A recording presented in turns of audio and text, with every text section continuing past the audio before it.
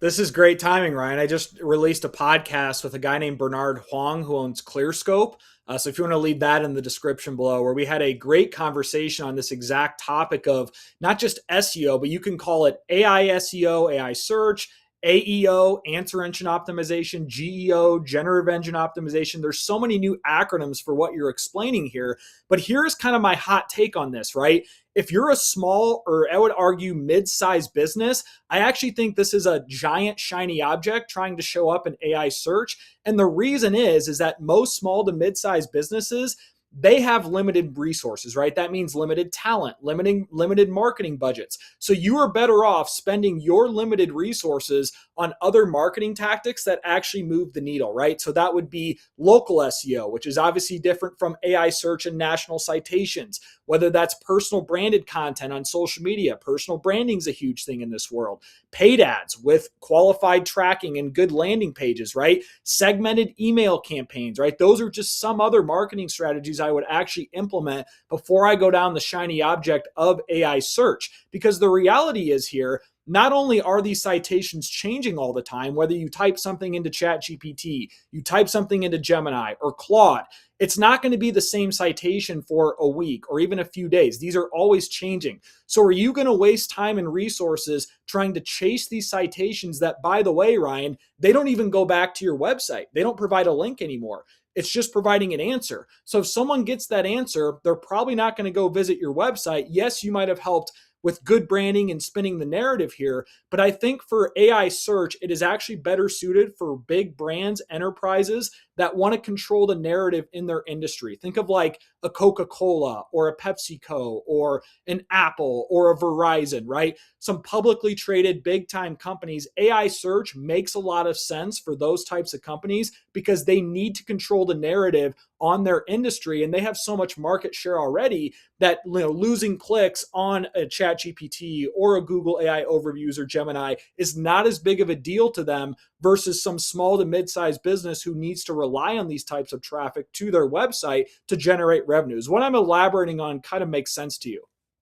No, yeah, I mean, I think it's perfect because I was looking at, you mentioned the branding thing, and I was looking at my YouTube channel, which I've just really started the last 28 days. And actually, I hired someone that you mentioned, Roberto Blake. I heard about him from Yeah. you, about a short split strategy, 'cause I want to understand that. And so I've been using that some. And I'm just looking at the numbers here. They're not big round numbers, they're little round numbers. So in the past 28 days, 34,000 views, 91 watch hour time, 91 hours of watch hour, and 20 subscribers. Okay, and that's just getting started. That's okay, cool.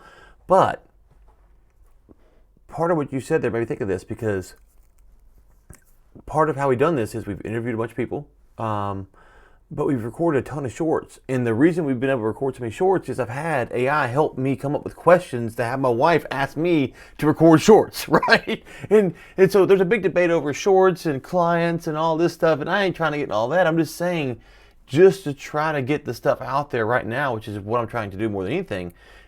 5 years ago, like, how would you come up with all this content? Where would you get all this stuff from? How would you? And so we are in an age of abundance in the sense of you can talk to someone, oh, this is the strategy, and like, well, how would I do that strategy? I'm not a great speaker, I can't do it.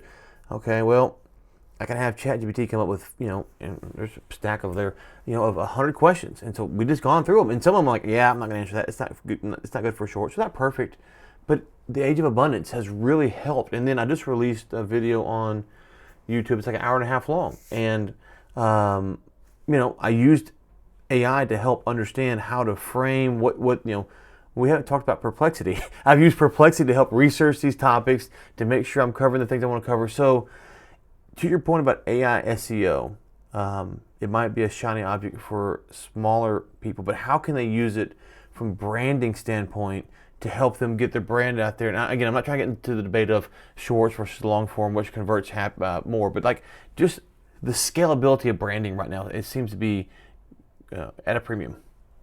Yeah, and what you just explained there actually prompted me to kind of explain what I would do if I were a small to mid-sized business owner and you're trying to come up with some sort of content strategy and how you can use AI to help with that. I am so bullish on YouTube, Ryan, going forward. I don't think that AI search is going to impact YouTube search results. So people need to understand this. YouTube is actually the second biggest search engine on the internet behind Google, owned and operated by the same company. And a lot of times, if you go to Google search, you'll get YouTube video results. Not to mention, where do you think Gemini is getting some of its citations from? YouTube video transcripts, YouTube video titles, right? So that's one element. Not to mention this, Ryan, if you have a consistent long form video strategy, we're in the trust recession right now. Let's just be completely honest about this. AI is destroying trust every single day. So if you're trying to come out and be an authentic business owner and trying to sell something and build trust with people, you need to do authentic long form video and then use AI to remix and repurpose the rest into short form content variations. That could be short clips. That could be email newsletters. That could be SEO optimized blog posts. That could be social media posts, depending on what your platforms are. So in order going forward, and this is what I always tell business owners who hire me for consulting, if you want to have a legitimate content strategy that actually converts to something, you need to do consistent, long form, authentic video and then let AI rechop, repurpose the rest of it for different mediums. Well, and on that, long form video, I think that part of the thing is, and I'm not sure this is a shiny object, but you will hear people talk about, you need to have, shorts don't convert. And I'm not disputing that. Shorts won't convert to clients. But there is just a simple question of how many clients a month do you need? Like, we've got to start there. Like, that is the real launch point. Like, how many clients a month do you need? Is it 1,000,000? Is it 100? Is it 10? Like, where do we come in at? And then understanding that, okay, well, these long forms, to your point, if you do, I'm curious your opinion on what I'm calling the casual long form, not really edited, just kind of you talking. You might get 500 or 1,000 or 5,000 views, and you're not going to go Mr. Beast and get millions of views. But if you're saying from a trust standpoint, that's what you need, then yeah, you can do that. You can have AI help you understand the questions, and then the ones that you're not comfortable answering, you don't got to answer. I'm not saying have AI write this. Go ahead. Yeah. Yeah, if you're in a very lucrative niche, especially in the B2B space, and you're doing, some service-based business, 1,000 views on a long form video is extremely valuable, right? I mean, think about 1,000 people sitting in a room listening to you give a speech or some presentation. That's probably a similar connotation that a lot of business owners might not think about, right? Those are 1,000 qualified people watching a long form video of you, spending their time and energy to hear what you have to say. So don't get discouraged if you're not getting 200 million views like a Mr. Beast. That's an entertainer. That is a completely different audience. And if those same people consume the content that you're creating, that probably wouldn't move the needle anyway. So you always have to think about the quality of viewers versus just pure quantity that can, by the way, be faked anyways with paid bot traffic. Yeah, no, that's a good point. Like, you can see these numbers, and yeah, you can definitely fake it. Okay, so long form, authentic. You've been doing this YouTube for a while, since I've known you, and longer than that. And I think I said you're at 30, whatever it was, 31, 32,000 earlier. And so you're saying, okay, owners, you need to be doing this. If I'm an owner, I'm going, do I have to do it, or can my team do it? And if it's my team, can it be different members of my team, or does it need to be one person on my team? Honestly, if you're the owner and you're the name behind the brand, I would highly recommend that you do it, because team members come and go, right? People quit, they get fired, whatever. Well, if someone starts to build a relationship with, let's say, Joe on your team, and Joe gets fired or Joe quits, well, now they're going to lose a little trust because now there's a new face coming into the equation, right? So yes, I know business owners, they're very busy and they say, I don't have time all the time. But if you can literally use AI to help you script, help you come up with ideas, and all the other little things that go into actually recording videos, and then have someone on your team help with the rest, whether that's filming, production, editing, where all you need to do is give 30 minutes of your time, 30 to 60 minutes of your time every week to sit down in front of a camera and talk, and let everyone else do the rest. That is going to pay extreme dividends for you. And then something else quick too. I mean, you don't have to do it this way, but let's say you have team meetings. Well, if you have AI note takers, you can automatically take those transcripts and then use that to train whatever other AI models you're using and help with social posts, emails, etc. So that's another quick tip there. If you're already using AI meeting note takers, to then just use those transcripts to help with everything else. Yeah, yeah, that's great. I think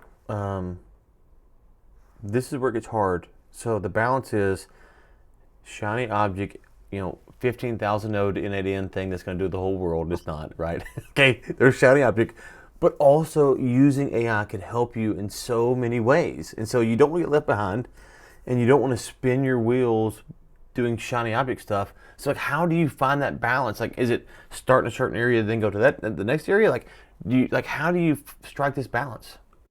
Yeah, well, we've talked about this before, Ryan. The very first step is to figure out what are your pain points? What is taking you a long time to do? What are some tasks that you dread doing? They're important and they're taking you hours or taking team members hours and hours to accomplish. I would start there and just write down those top 3 to 5 tasks. And then step two, once you do that, is figure out, well, how can I use AI and automations to help accomplish those tasks while not dropping quality off of a cliff, too, right? And you can obviously hire a consultant to help with that. You can maybe try to find YouTube tutorials to help with that and all the other research elements that go into it.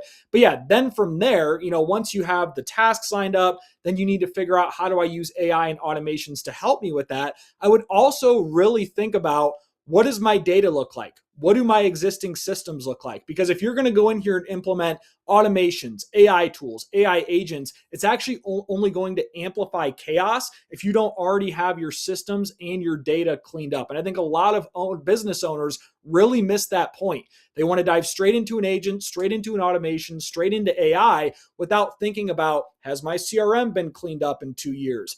Are my systems broken? Does my lead form fire correctly if I have a lead come to my website and fill out a form? Just little basic things like that. If you don't have those solved, you should not be going down the AI automations agents rabbit hole anytime soon. You need to clean up your shit first before you start exploring AI.